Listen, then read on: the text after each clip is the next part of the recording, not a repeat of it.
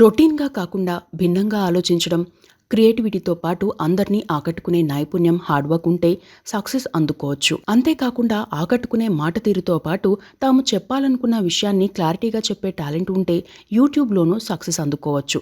అలాంటి వారిలో ఒకరు శ్రావణి వర్మ సామంతపుడి. నార్మల్గా శ్రావణి వర్మ సామంతపుడి అంటే చాలా మందికి తెలియకపోవచ్చు.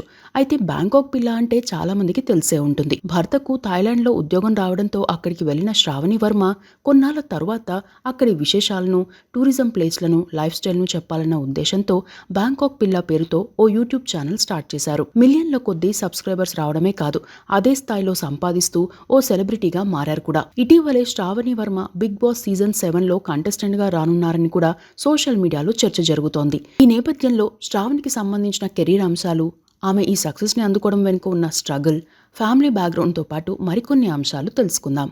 శ్రావణి వర్మ సొంత ఊరు విజయనగరం. జొన్నాడలోని లెండి ఇంజనీరింగ్ కాలేజీలో బీటెక్ చదివారు. బీటెక్ థర్డ్ ఇయర్ లో ఉన్నప్పుడే నాగేంద్ర వర్మతో పెళ్లి కుదిరింది. బీటెక్ 4వ సంవత్సరంలో పెళ్లైంది. భర్త ఇన్ఫోసిస్ లో జాబ్ చేసేవారు. అప్పట్లో కేరళలో ఉండేవారు. పెళ్లయ్యాక భర్తకు హైదరాబాద్కు ట్రాన్స్ఫర్ కావడంతో హైదరాబాద్కు వచ్చారు శ్రావణి. ఎస్ఆర్ నగర్లో ఉండేవారు. బీటెక్ చదివినా ఉద్యోగం చేయడం అంటే ఇష్టం ఉండేది కాదు. అప్పట్లో శ్రావణికి వంట కూడా పెద్దగా వచ్చేది కాదు. అయితే లైఫ్ చాలా బోరింగ్ ఉందని అనుకునే టైంలో ఈటీవీలో స్టార్ మహిళా పార్టిసిపెంట్ల సెలక్షన్ కి ఆడిషన్లు జరుగుతున్నాయనే యాడ్ పడింది. అప్పటి వరకు కొన్ని అకేషన్లో తప్ప కెమెరాను ఫేస్ చేయలేదు శ్రావణి.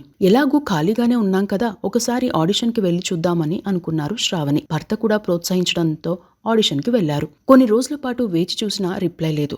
4-5 నెలల తరువాత స్టార్ మహిళకు ఎంపికయ్యారని నిర్వాహకుల నుండి ఫోన్ వచ్చింది. అయితే ఆ ఫోన్ వచ్చేటప్పటికి శ్రావణి 3 నెలల ప్రెగ్నెంట్. ఇంట్లో వాళ్ళని అడిగితే నార్మల్ టైంలో అయితే ఒప్పుకునేవారేమో, కానీ శ్రావణి ప్రెగ్నెంట్ కావడంతో శ్రావణి తల్లి ఆ ప్రోగ్రాంలో పాల్గొనొద్దు, హెల్త్ జాగ్రత్తగా చూసుకో చాలు అని చెప్పారట. అయితే శ్రావణికి మాత్రం స్టార్ మహిళ ప్రోగ్రాంలో పాల్గొనాలని ఉండేది. తన అత్తయ్యతో మాట్లాడితే నీ ఇష్టం కానీ హెల్త్ జాగ్రత్త అని చెప్పారట. అలా స్టార్ మహిళ ప్రోగ్రాంలో పార్టిసిపేట్ చేశారు.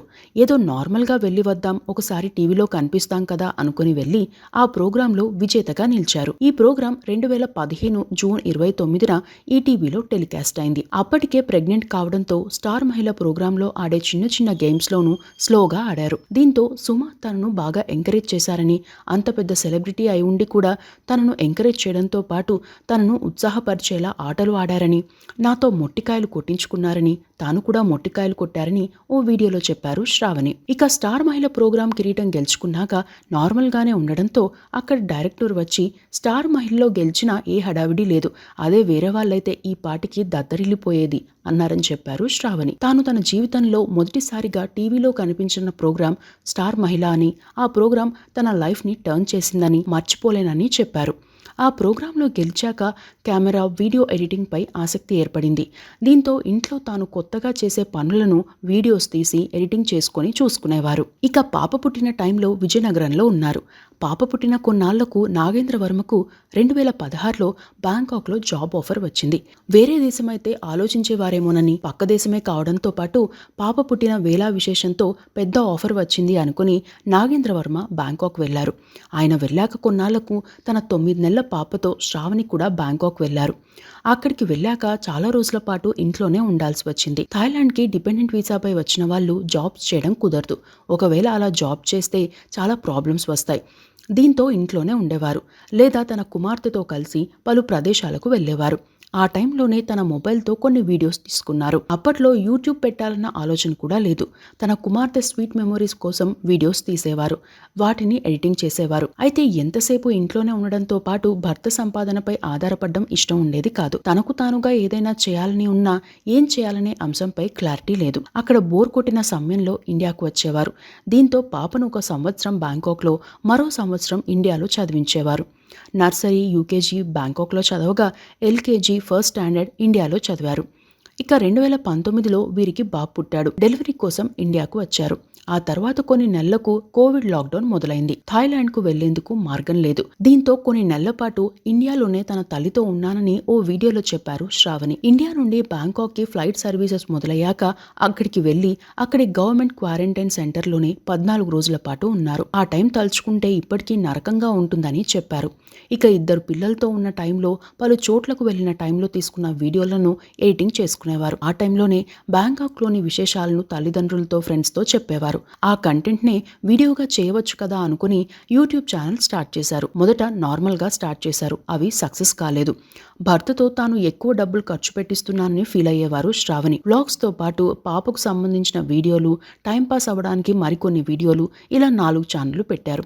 అవి సక్సెస్ కాలేదు. ఫాల్ట్ ఎక్కడ ఉందో అని, రియల్ గా యూస్ఫుల్ కంటెంట్ ఉండేలా వీడియోలు పెట్టాలని అనుకున్నారు. ఫ్రెండ్స్ కూడా ఏదైనా కొత్తగా ప్రయత్నించు అని చెప్పారు. దీంతో తన ఐఫోన్ తోనే వీడియోలు తీసి ఎడిటింగ్ చేసి పెట్టాలని నిర్ణయించుకున్నారు. అదే టైంలో యూట్యూబ్ ఛానల్ కి ఏ పేరు పెట్టాలనే ఆలోచన వచ్చినప్పుడు తాను చూపించబోయే కంటెంట్ తో పాటు తన నేటివిటీకి దగ్గరగా ఉండేలా యూట్యూబ్ ఛానల్ పేరు చెప్పగానే అర్థమయ్యేలా బ్యాంకాక్ పిల్ల అని పెట్టానని చెప్పారు.